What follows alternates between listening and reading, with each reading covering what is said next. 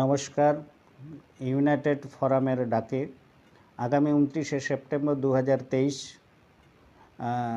কলকাতার রানী রাসমণি রোডে যে বিক্ষোভ সমাবেশ হতে চলেছে, সেখানে যারা দূর দূরান্ত থেকে আসছেন তাদের কাছে আমাদের বিশেষ নিবেদন, আপনারা যারা দূর দূরান্ত থেকে আসছেন, একটাই অনুরোধ, কোনো প্রভোকেশনে আপনারা পা দেবেন না।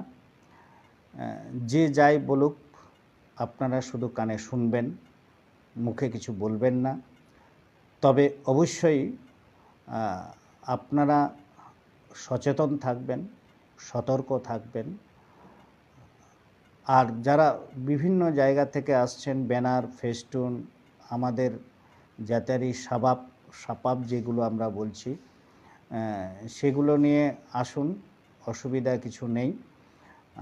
আর দয়া করে আপনারা যারা ট্রেনে যাতায়াত করবেন ভাবছেন, তাদের কাছে অনুরোধ, আমাদের চিঠি দেওয়া কমার্শিয়াল যে রিসিপ্ট কপি, সেটা নেতৃত্বর কাছে রাখুন। যারা ব্যাচ করেছেন, ব্যাচের পিছন দিকে আপনাদের নেতৃত্বের নাম অথবা ফোন নাম্বার অবশ্যই লিখতে ভুলবেন না। এখানে যারা আসছেন, খাওয়ার ব্যবস্থা আমাদের নেই, সুতরাং যে যতটুকু পারবেন মুড়ি, ছোলা এগুলো সঙ্গে নিয়ে আসবেন, সাথে অবশ্যই ছাতা, কারণ এই মরশুম খুব একটা ভালো নয়। সুতরাং যদি প্রচণ্ড রোদ হয় তাহলেও আপনাদের কাজে লাগবে, বৃষ্টি হলেও আপনাদের কাজে লাগবে।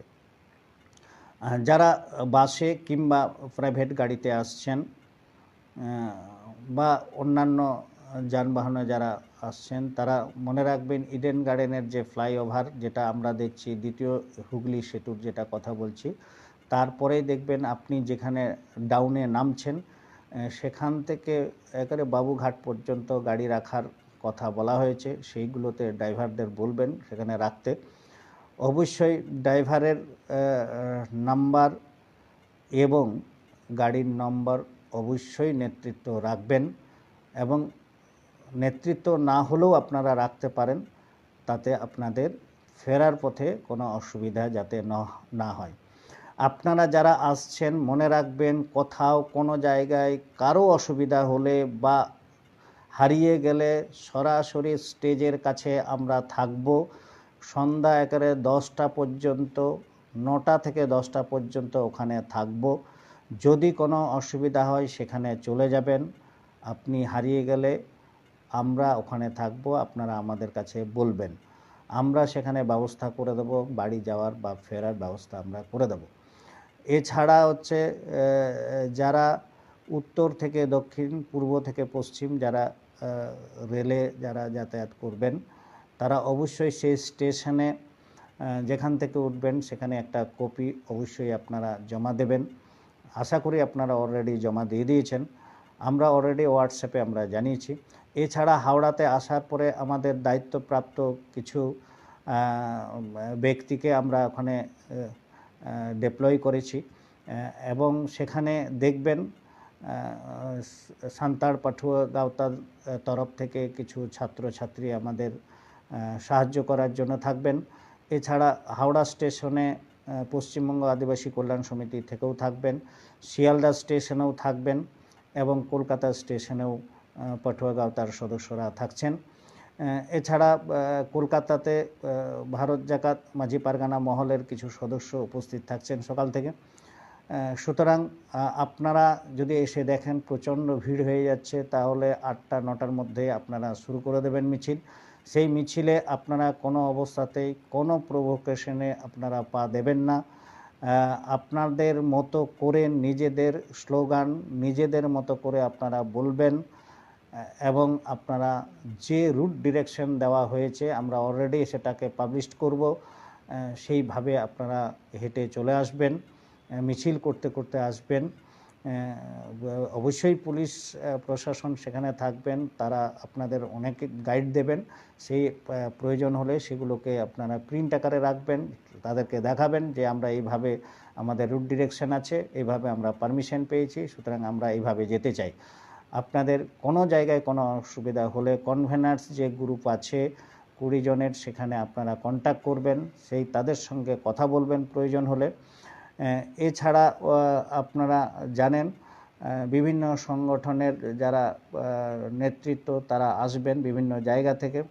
অলরেডি আমাদের কাছে 45টি সংগঠন যুক্ত হয়েছে এবং এছাড়াও নতুন একটা সংগঠন যুক্ত হয়েছে। গত মিটিংয়ে আমরা সেটা সিদ্ধান্ত নিয়েছি, সেটা হচ্ছে অল ইন্ডিয়া আদিবাসী হো সমাজ। এছাড়াও আরও কয়েকটি সংগঠন আমাদের সঙ্গে যুক্ত হওয়ার ইচ্ছা প্রকাশ করেছেন।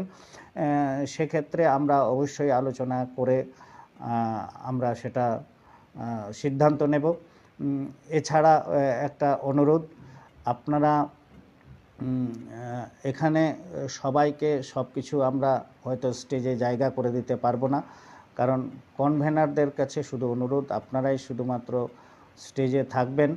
এছাড়া অনেক বক্তা আছেন, হয়তো তাদেরকেও আমরা জায়গা করে দিতে পারবো না, জায়গা খুব ছোট, আমরা খুব বড় ওখানে করতে পারিনি, তো আমাদের অ্যাকোমোডেশন সেভাবে নেই। আমরা সামনে যারা বুদ্ধিজীবী সম্প্রদায় আমাদের মানুষ আছেন, যারা অনেক স্বনামধন্য ব্যক্তি আছেন, আমরা সামনে প্রায় 100-150 চেয়ার থাকবে, সেখানে একটু কাইন্ডলি বসবেন। এছাড়া যারা আমাদের ডাক্তার গ্রুপের একটা টিম আছেন, মেডিকেল ট্রিটমেন্টের জন্য তারা ব্যবস্থা মেডিকোস থেকে এবং ডাক্তার অ্যাসোসিয়েশন থেকে তারা ব্যবস্থা করেছেন। কোনো জায়গায় কোনো অসুবিধা হলে, শারীরিক অসুস্থতার কথা আপনারা সঙ্গে সঙ্গে নেতৃত্ব আপনারা এখানে নিয়ে আসবেন, স্টেজের সামনেই থাকবেন। এছাড়া যে সংগঠন থেকে যারা আসছেন, দয়া করে তারা অবশ্যই রিপোর্টিং করবেন। আমাদের এই যে 46টি সংগঠন যুক্ত হয়েছেন, 46 সংগঠনকেই আমরা বলছি আপনারা এসে রিপোর্টিং করবেন।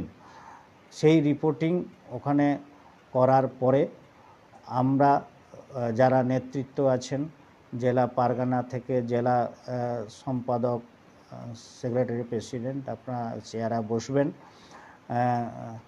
এবং সাধারণ মানুষ আমাদের রানী রাসমণিতে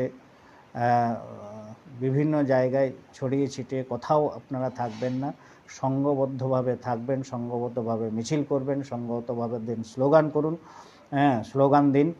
আপনারা আসুন, আমরা এই জমায়েত, এই বিক্ষোভ সমাবেশকে সাকসেসফুল করতে আমাদের সকলের ঐকান্তিক প্রচেষ্টা প্রয়োজন এবং থাকা আবশ্যিক।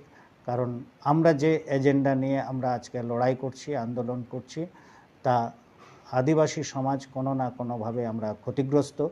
তাই আমরা এর সুরাহা করতে আমরা সকলেই কলকাতা রানী রাসমণিতে জমায়েত হব এই অঙ্গীকার নিয়ে, এবং প্রত্যেকটা নেতৃত্বের কাছে আশা ভরসা রেখে আপনারা সেদিন সকলে আসুন।